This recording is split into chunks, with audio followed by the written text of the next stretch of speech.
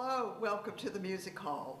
I'm Amanda, and this is Doug and Steve. But after you meet them and we chat for a bit, they're going to be your new best friends. The Beatles are back, and here they are at the Music Hall. Welcome, guys. How you doing? I'm going to move around, and we'll talk a little bit. Okay. So, Doug. That away. She went that way. Yeah, she went that away. Went that away. Doug, you're back. Back. I'm here, finally. You're here. Yep. There's his back. Yep. Steve, how many times have you been to Dallas? I think this is our third time at the Music Hall. All right. Has it changed much? Have you changed much since the last time? Since the last time we took the show to Broadway, so Okay. things have changed a lot. We've upped the level of our show, some new production values, Really? some new costumes and media and set pieces. So yeah, just more. New plumes on the hats? Exactly, yeah. Oh. All new Sgt. Pepper suits, but you know, they still look the same, just nicer. You know, little things like that. Just any way we can improve the quality of the show, make it better for everybody. Okay. Doug, how long have you been with the show? 2 years via the Dallas connection right here 2 years ago. Really? When I met them all, yeah. Oh, wow. So you went to school here, is that right? Mm-hmm. Well, come on, do a plug. Oh, yeah, I went to Bryan Adams High School in East Dallas. Yay. What's the best thing about coming back to Dallas?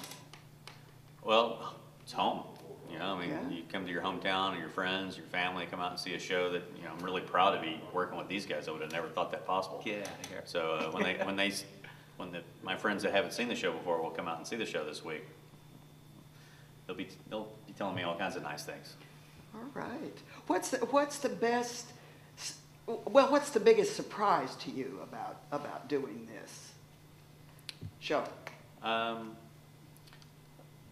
that it's a surprise, it's more you just learning the way these shows work, all the behind the scenes stuff. That was the big, not necessarily a surprise, just a learning process. It's been just overwhelming and exciting. It's just to really see how the shows are put together. Very different world than most musicians are attuned to, for sure. Are the hours better? Much better. And the accommodations? Accommodations. Steve, what's the best thing and the worst thing about touring? For you? The best thing is getting out there and meeting fellow Beatles fans. I mean, our audience is filled with everything from the casual fan who just, you know, remembers songs from the radio, you know, to the hardcore Beatle geeks like us that know every word to every song, all the bootleg stuff, all the instruments and minutia, you name it. That's definitely the best part, and the worst part, of course, is your typical musician life of you know, planes, trains, and automobiles, hotels and planes, and No family. yeah, being away from home and you know, living that bus tour life. But you know, at least we've been fortunate enough to find guys that, you know, we've become family on the road, so that helps. In the time that you've been doing this, do you find that you have a favorite section of the show to do, or does it change with the seasons? Beatle-wise, I always loved the early era of their career, 1963, even before they came to America, to 64, their first year here.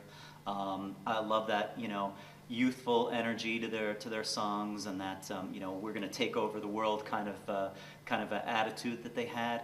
So that is fun to recreate in the show. But there's something to be said about later on, once the audience has suspended disbelief, and it's just, you know, them and watching the Beatles on stage and getting into the music and getting up, dancing, singing along. Our show is very audience interactive. Yeah. We do better when they're having a better time. So once that give and take happens, I mean, it doesn't get any better. Do you hear while you're on stage the audience singing with you? Oh yeah. We wouldn't have it any other way. I mean, that's a big reason of why we love doing what we do, is because they appreciate it. So yeah, we use in-ear monitors. So Uh-huh. if you know, some of the people in the front row might see our ears or have little earplugs kind of things in there. We're listening to each other through that, but we also have microphones set up so that we can hear the audience. So we're hearing it all in there. Do you have a lot of teenagers or under 30s in your audience, or is your demographic older? We get all ages, and that's my favorite part of it, because you know, as a second generation Beatle fan, I wasn't around, so I know what that feels like to never having seen the Beatles or Beatlemania, the phenomenon. To kind of come here and realize, oh, that's what it was all about. And now at this point, we get, you know, people that were there at the time, their kids, their grandkids, and it's amazing to see how this music is going to last generation to generation. It's Isn't a that great amazing? feeling. You see those children in the audience, and sometimes we get to meet some of them. And that makes the real difference, is you really see when they're talking to you, you realize, you know, you're not Ringo and you're not John, but they're looking at you as if they are living it just as the way we felt it when we were children listening to that music. You realize that it's having that effect on them. And it's very electric. It's very electric and quite pleasing. And you realize that it's such a good thing, you know, to keep passing that on from generation to generation. Did you go to college and study music, or you just, No, not me. No. no? I mean, I studied music in school, went to the Conservatory of Music in Pennsylvania for vocals, but most of my guitar and piano has been either self-taught, or my dad knew a few guitar chords when I was growing up, so he showed me. And the rest I learned by listening to Beatle records, which is to my advantage, because that's how we figure out the songs now. There's no sheet music. There's nothing written down that will tell you exactly what the Beatles were playing on the records. And so to replicate them, we have to just listen and listen and listen and figure out by ear what they were playing. You know, the chord, not only the chords, chord inversions, different made-up things, that who was singing what vocal part, what harmony, and so it's all trained by ear, so it worked out for me. Doug, did you ever, when you were a kid, think you'd be doing this? No. I thought I would be an architect someplace, and you know, Building West, bridges but and houses and that's right. buildings. Right. So what in hindsight, is there any inkling, or is it just a total surprise? Your life, I'm talking about. Artistically, not a surprise, because I always enjoyed the arts in that realm. I just didn't think it would have been music. Music took off. Being in the marching band was the first time I was ever really just in front of that many people, and then you realize, wow, that is a powerful, powerful entity in itself. You know, something that happened to somebody, and that was kind of where that went.